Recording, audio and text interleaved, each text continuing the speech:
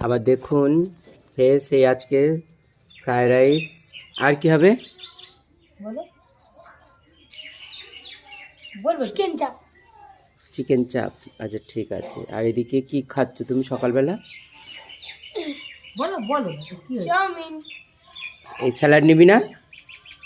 ভালো ছেলে তো, স্যালাড না খেলেই তো ভালো, আমাদের বেশি হবে। মা নিচ্ছি, ওই স্যালাডে পেঁয়াজ নিয়ে নিল। আর সস খাবি না তো? সসটা আমার দিয়ে দে, একটুখানি খাবি কিন্তু। কত সস নিচ্ছে, অত সস খায়?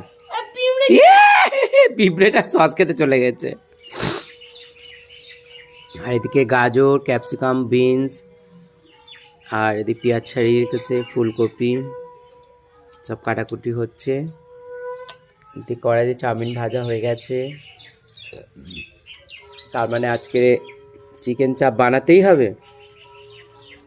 আর রাইস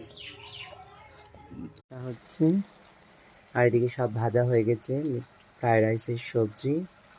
ওদিকে পোস্ত বাটা আছে, পোস্ত, কাজু, কিশমিশ, এই কাজু বাটা, পোস্ত বাটা, আর চাল মগজ। আর এই কড়াইশুঁটি ছাড়ানো আছে, চিকেন কষা। এদিকে সব রেডি, শুধু রাইসটা হলেই হয়ে যাবে। চিকেন কষাটা তো হয়ে গেছে আমাদের, হয়ে গেছে চিকেন কষা। স্যালাড,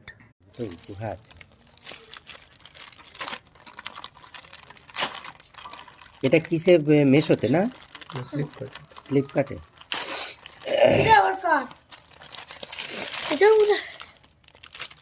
সব আমারই আসবে, তোদের কিচ্ছু আসবে না।